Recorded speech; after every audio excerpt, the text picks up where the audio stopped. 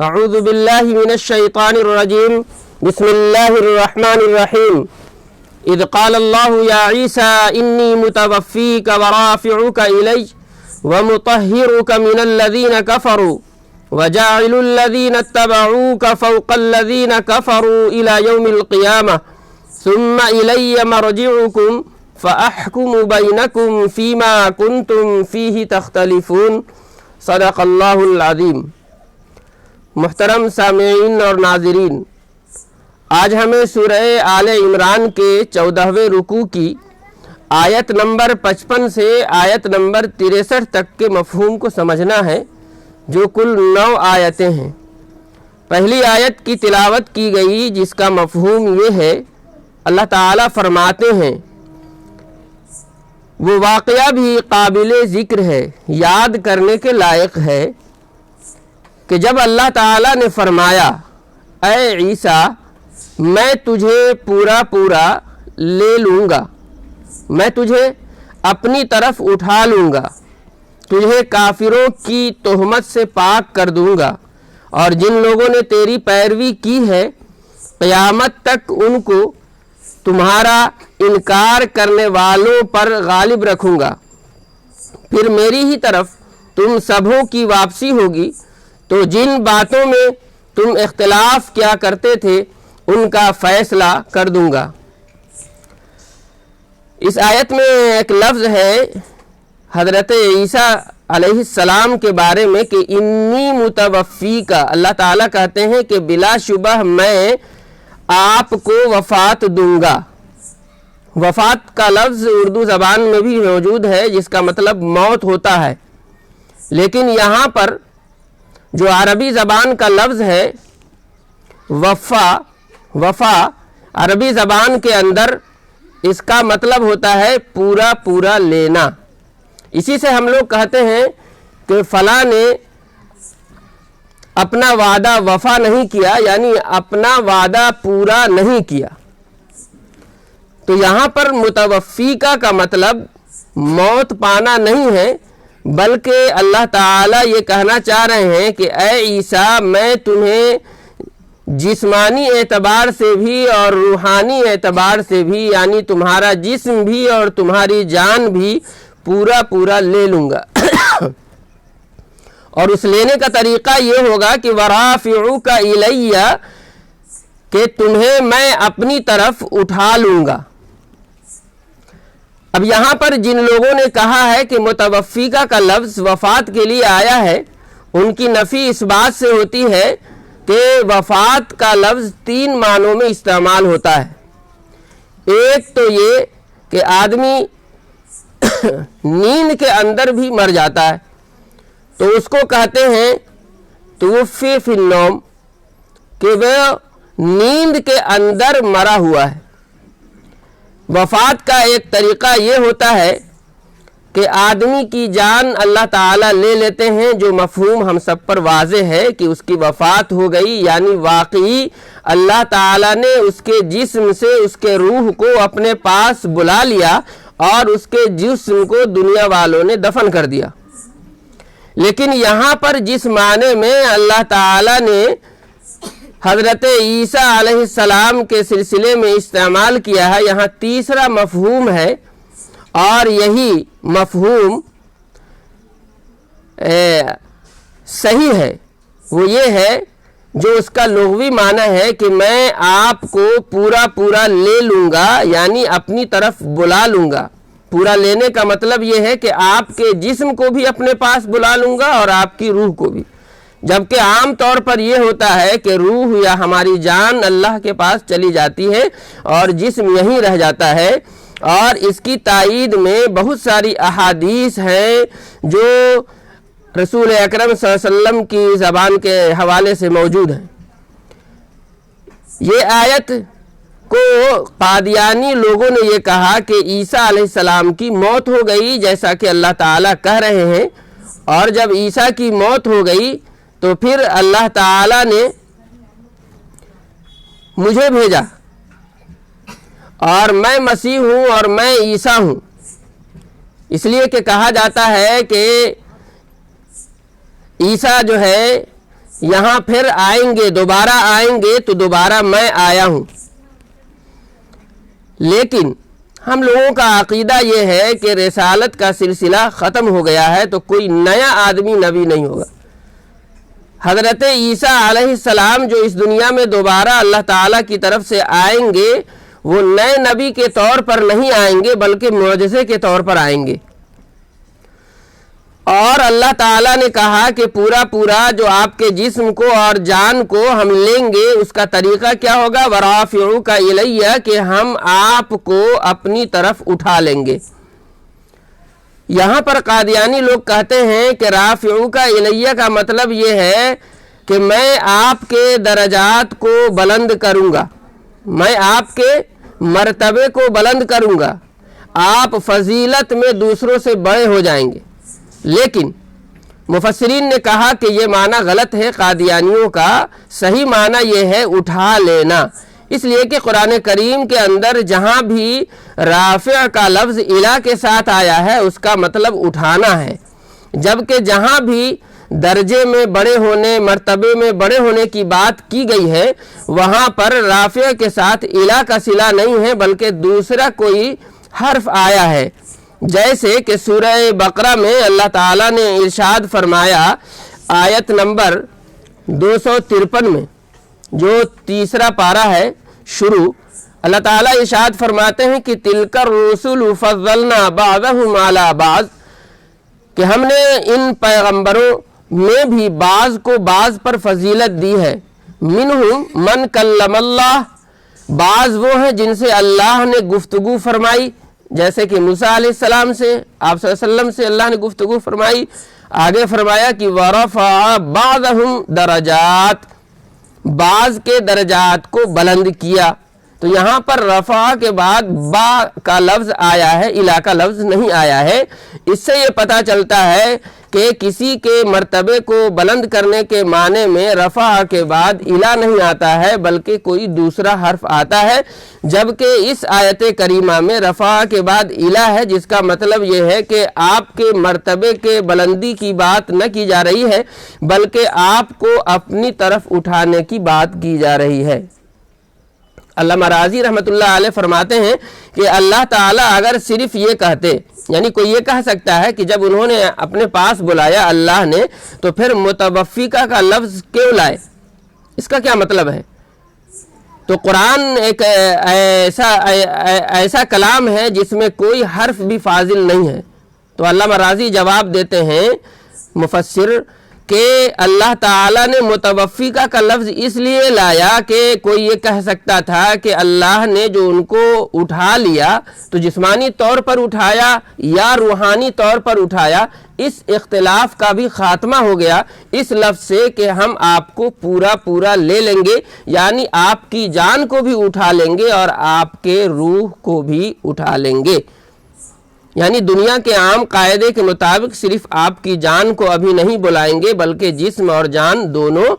ہمارے یہاں آئیں گی۔ اور یہ بات خود عیسائیوں کی آج کی کتابوں میں بھی موجود ہے کہ ان لوگوں نے سازش کی، ان لوگوں نے حضرت عیسیٰ علیہ السلام کے ساتھ سازش کی، ان کو مارنا چاہا، ان کو سولی پر لٹکانا چاہا، لیکن اللہ تعالیٰ نے انہیں بچا لیا۔ یہاں پر متوفیقہ کا مطلب وفات نہیں ہے اور رافعو کا مطلب اپنی طرف بلانا ہے۔ اس کی ایک واضح دلیل اس سے جسٹ پہلے کی آیت جو ہے کہ وَمَكَرُوا وَمَكَرَ اللَّهُ وَاللَّهُ خَيْرُ الْمَاكِرِينَ، کہ ان لوگوں نے چال چلی اور اللہ نے بھی اچھی چال چلی، یعنی اچھی تدبیر اختیار کی، اور اللہ بہترین تدبیر کرنے والوں میں سے ہے۔ تو اگر ان لوگوں نے چال چلی ان کو مار دینے کی اور پھر اللہ کہہ رہے ہیں کہ میں نے بھی تدبیر اختیار کی، میں نے بھی چال چلی، تو اگر انہوں نے مارنا چاہا اور اللہ نے مار ہی دیا تو پھر اللہ نے کون سی تدبیر اختیار کی؟ تو اس کا واضح مطلب یہ ہے کہ انہوں نے مارنا چاہا اور اللہ نے بچا لیا۔ تو اس سے بھی یہ بات واضح ہوتی ہے کہ یہاں پر متوفی کا مطلب قادیانی جو حضرت عیسیٰ علیہ السلام کی وفات لیتے ہیں یہ معنی غلط ہے، بلکہ اس کا معنی یہ ہے کہ اللہ نے عیسیٰ کو جسم اور جان دونوں کو پورا لے لیا، اور اس لینے کا طریقہ یہ ہے کہ ورافعک الیہ، کہ ان کو اپنی طرف اٹھا لیا۔ اسی لیے آتا ہے کہ جب ان کو سولی پر چڑھایا گیا تو کسی دوسرے شخص کو سولی دے دی گئی اور دوسرے شخص کی وفات ہو گئی، اللہ تعالیٰ نے اس روم کے چھت کو پھاڑ دیا اور آپ اللہ تعالیٰ کے پاس پہنچ گئے۔ یہ بات اتنی واضح کرنے کی ضرورت اس لیے ہے کہ اگر کوئی آدمی یہ عقیدہ رکھ لے کہ عیسیٰ علیہ السلام کی وفات ہو چکی ہے تو وہ کافر ہو جائے گا، اور اگر کوئی آدمی یہ عقیدہ رکھ لے کہ مرے تو نہیں ہے بلکہ یہیں کہیں ہے تب بھی وہ کافر ہو جائے گا، اس لیے کہ عقیدے کی بات ہے۔ اس لیے کہ جتنی بھی احادیث ہے اس میں واضح طور پر یہ دونوں بات کہی گئی ہے کہ عیسیٰ علیہ السلام ابھی زندہ ہیں اور اللہ کی طرف اٹھا لیے گئے ہیں، اور اس کے آگے یہ بات بھی بتائی گئی ہے واضح طریقے پر کہ حضرت عیسیٰ علیہ السلام آئیں گے اور ان سے پہلے مہدی علیہ السلام آئیں گے۔ اب رہی بات یہ کہ مرزا قادیانی جو یہ دعویٰ کرتے ہیں کہ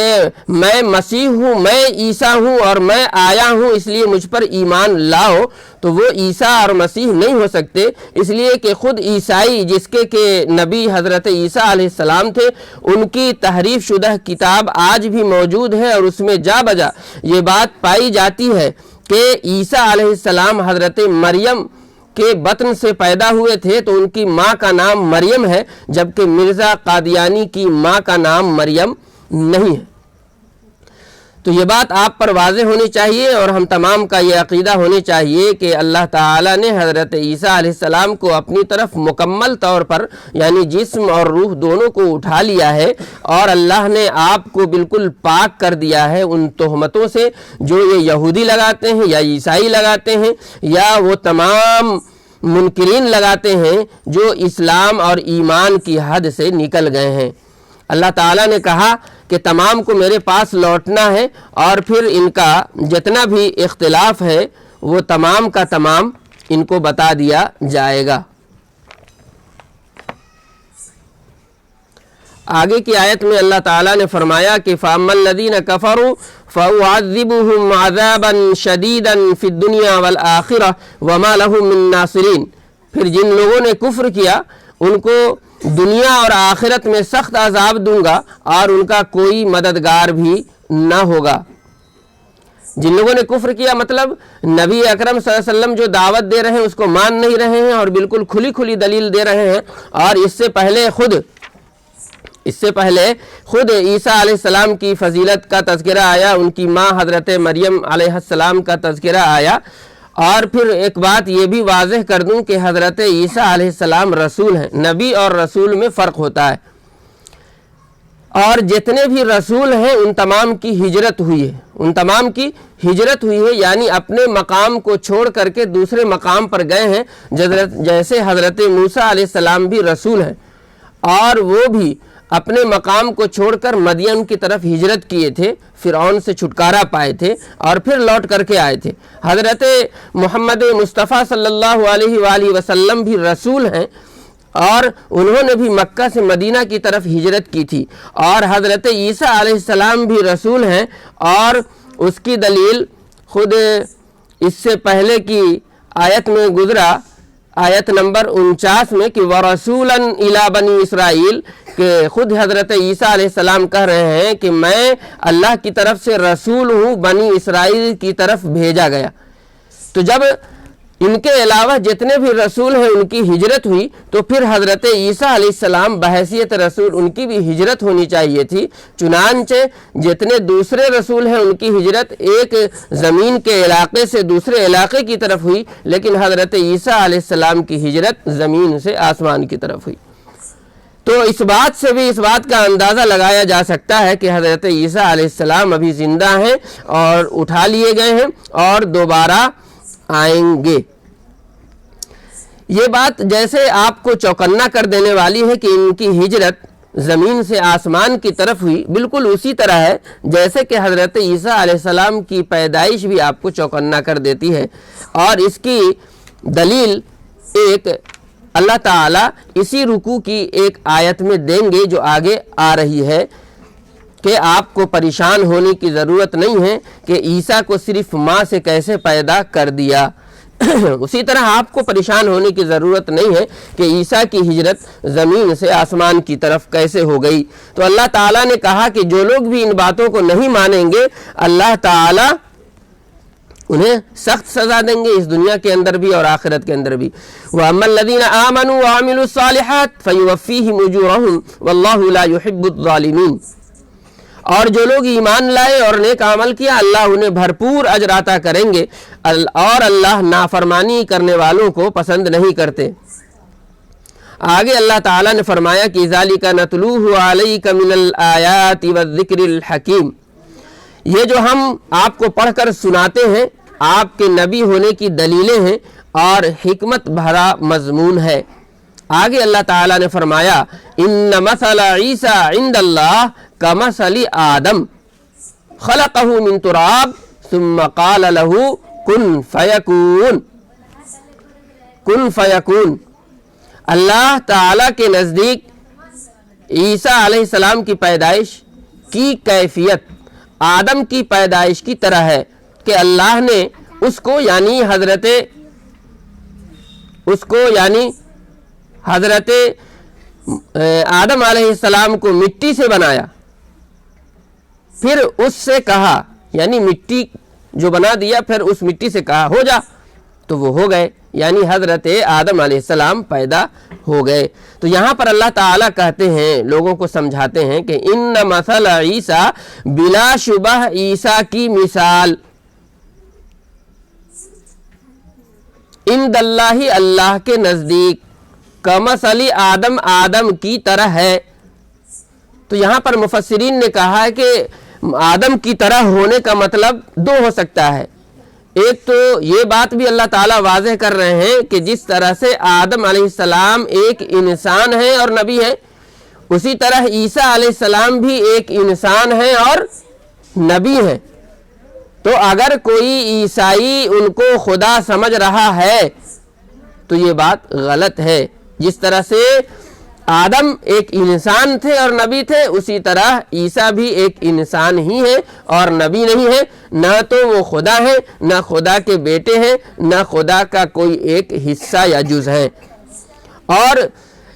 آدم علیہ السلام کی طرح ہیں کا دوسرا مطلب جو یہاں پر بالکل واضح ہے وہ یہ ہے کہ حضرت عیسیٰ علیہ السلام کی پیدائش جس طرح عام قاعدے کے مطابق نہیں ہوئی، اسی طرح حضرت عیسیٰ علیہ السلام کی پیدائش بھی عام قاعدے کے مطابق نہیں ہوئی،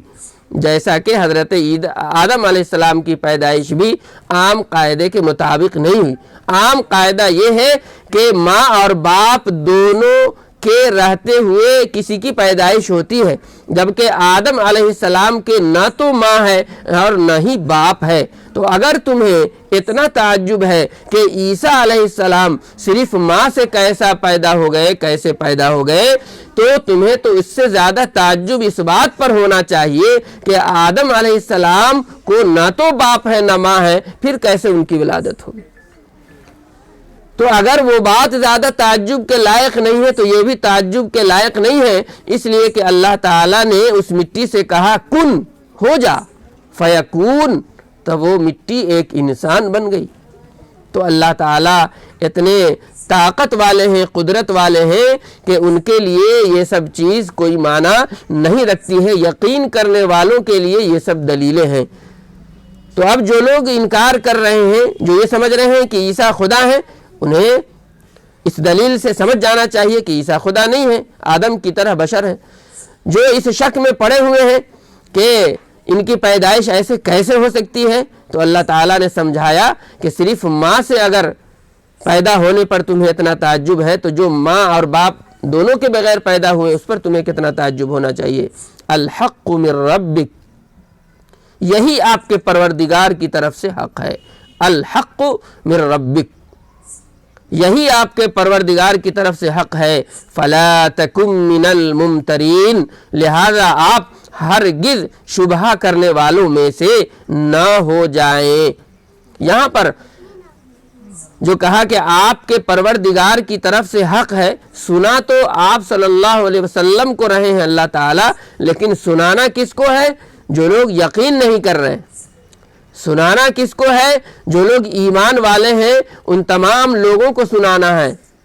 اور قیامت تک آنے والے مومنین کو سنانا ہے کہ یہ سب باتیں جو اللہ تعالیٰ نے بیان کی ہیں یہ حق ہیں، اور حق بات پر تمہیں یقین کرنا چاہیے۔ اور جو لوگ بھی شک اور شبہے میں پڑے ہوئے اس کا انجام بھی بتا دیا۔ آگے فرمایا کہ فمن حاجک فیہ من بعد ما جاءک من العلم فقل تعالوا ندعو ابناءنا وابناءکم ونساءنا ونساءکم وانفسنا وانفسکم ثم نبتہل فنجعل لعنت اللہ علی الکاذبین۔ پھر یہ درست بات معلوم ہو جانے کے باوجود، یعنی جو اللہ تعالیٰ نے آگے بات بیان فرمائی اور دلیل واضح فرمائی کہ یہ سب بات درست بات معلوم ہو جانے کے باوجود اس سلسلے میں کوئی شخص، اگر رسول اکرم صلی اللہ علیہ وسلم سے کہا جا رہا ہے اگر آپ سے حجت کرے، آپ سے بحث کرے، تو آپ کہہ دیں آؤ کہ ہم سب اپنے بیٹوں کو بھی بلائیں اور تمہارے بیٹوں کو بھی، اپنی عورتوں کو بھی اور تمہاری عورتوں کو بھی، اپنے آپ کو بھی اور تم کو بھی، پھر ہم مباہلہ کریں اور جھوٹوں پر اللہ کی لعنت بھیجیں۔ یہ آیت میں آتے آتے اللہ تعالیٰ نے چیلنج کر دیا، اور مباہلہ کہتے ہیں گڑ گڑا کر کے بد دعا کرنا، یہ کہنا کہ ہم دو فریق میں سے جو بھی غلط بات کہہ رہا ہے اللہ کی لعنت اس پر ہو۔ یہ جو پوری بات چل رہی ہے، اور یہ سورہ جب شروع ہوئی تھی تو اس وقت بتایا گیا تھا کہ نجران ایک جگہ ہے، وہاں سے ایک وفد، کچھ لوگوں کی ٹولی آپ صلی اللہ علیہ وسلم کے پاس آئی تھی، اور انہوں نے آپ صلی اللہ علیہ وسلم سے بہت سارے سوالات کیے تھے، جن کے جواب میں اللہ تعالیٰ نے یہ آیت نازل فرمائی کہ حضرت عیسیٰ علیہ السلام کے جو ماننے والے ہیں وہ محمد سے بحث کر رہے ہیں، تو ان کے سامنے حق واضح کر دیا جائے کہ حضرت عیسیٰ علیہ السلام واقعی میں تھے کیا اور ان کی پوزیشن کیا ہے۔ اور آخر میں یہ فرمایا کہ اتنی دلیلیں آپ دے چکے، حضرت مریم علیہ السلام کی فضیلت بیان کر چکے، حضرت عیسیٰ علیہ السلام کی فضیلت بیان ہو چکی، حضرت عیسیٰ علیہ السلام کے دوبارہ اٹھائے جانے کی بات واضح ہو چکی، ان کی پیدائش کی بات واضح ہو چکی۔ اگر اب بھی کوئی آپ سے بحث کرتا ہے تو آپ ان کو چیلنج کیجئے کہ آؤ تم بھی اپنے بیٹوں کو بلا لو، ہم بھی اپنے بیٹوں کو بلا لیتے ہیں، تم بھی اپنی عورتوں کو بلاؤ، ہم بھی اپنی عورتوں کو بلاتے ہیں، تم بھی خود رہو اور ہم بھی خود رہتے ہیں، اور پھر اللہ تعالیٰ کے سامنے یہ کہتے ہیں کہ لعنت اللہ علی الکاذبین، کہ جو شخص بھی اس میں سے جھوٹ بات کر رہا ہے اس کی لعنت ہو، اللہ کی لعنت ہو اس پر۔ تو اس وفد نے مشورہ کیا، اس میں بہت سارے لوگ جو ہے پڑھے لکھے بھی تھے، اور جو پادری ٹائپ کے تھے، بلکہ بعض آدمی نے کہا ہے کہ دو بھائی تھے، ان میں سے ایک کے پاس حکمرانی تھی اور ایک کسی چرچ کا جو ہے پادری تھا جس کے پاس حضرت عیسیٰ علیہ السلام کے بھیجے ہوئے کتاب کا علم تھا۔ تو جو حکمراں تھا اس نے کہا کہ چیلنج ہم قبول کرتے ہیں۔ چھوٹے بھائی نے کہا کہ نہیں، چیلنج قبول نہیں کرنا ہے، اس لیے چیلنج قبول نہیں کرنا ہے اس لیے کہ ہمارے دین میں یہ بات ہے کہ اسماعیل کے خاندان سے کوئی نبی آئے گا، اور یہ اسماعیل کے خاندان سے ہے، اور اگر محمد واقعی میں نبی ہے اور اس کے چیلنج کو اگر ہم قبول کر رہے ہیں اور لعنت کی دعا اگر محمد نے کر دی اور واقعی وہ نبی ہے تو ہم کہیں کے نہیں رہیں گے۔ جیسا کہ یہودیوں نے عیسیٰ علیہ السلام کے ساتھ زیادتی کا معاملہ کیا، تو دیکھو آج وہ کہیں بھی نہیں ہے، ذلیل و خوار ہیں، ان کی نسل برباد ہے۔ تو اگر نبی سے کوئی چیلنج کرتا ہے تو وہ برباد ہو جاتا ہے، اس لیے اس سے ہمیں چیلنج کو قبول نہیں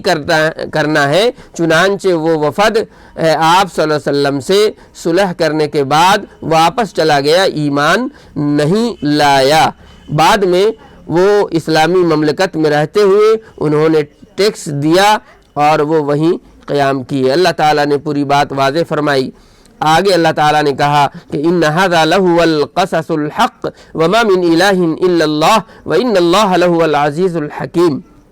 یقیناً یہی سچا واقعہ ہے، یعنی دوسرے لوگ جو غلط سلط بیان بازی کر رہے ہیں یہ سچا واقعہ نہیں ہے، سچا واقعہ یہی ہے جو قرآن کریم میں آپ کی زبان سے بیان کیا گیا، اور اللہ کے سوا کوئی معبود نہیں، بے شک اللہ زبردست اور حکمت والے ہیں۔ آگے اللہ تعالیٰ نے فرمایا فَإِن تَوَلَّوْا فَإِنَّ اللَّهَ عَلِيمٌ بِالْمُفْسِدِينَ، اگر پھر بھی قبول نہ کریں تو بے شک اللہ فساد مچانے والوں سے خوب واقف ہیں۔ اللہ تعالیٰ نے اس رکوع کے اندر بالکل واضح طریقے پر بہت سارے عقائد کو واضح فرمایا اور بہت کھل کر کے چیلنج کیا تاکہ جو ایمان والے ہیں وہ ایمان پر مضبوطی سے جم جائیں، اور جو ان تمام باتوں اور دلائل اور علم اور جانکاری کے باوجود بھی ہٹ دھرمی پر قائم رہنے والے ہیں وہ چپ چاپ واپس چلے جائیں، اس لیے کہ اب ان کے سامنے کوئی بھی جواب نہیں ہے۔ اللہ تعالی ہمیں ان باتوں کو کہنے سننے اس پر عمل کرنے کی توفیق عطا فرمائے، آمین ثم آمین، صدق اللہ العظیم۔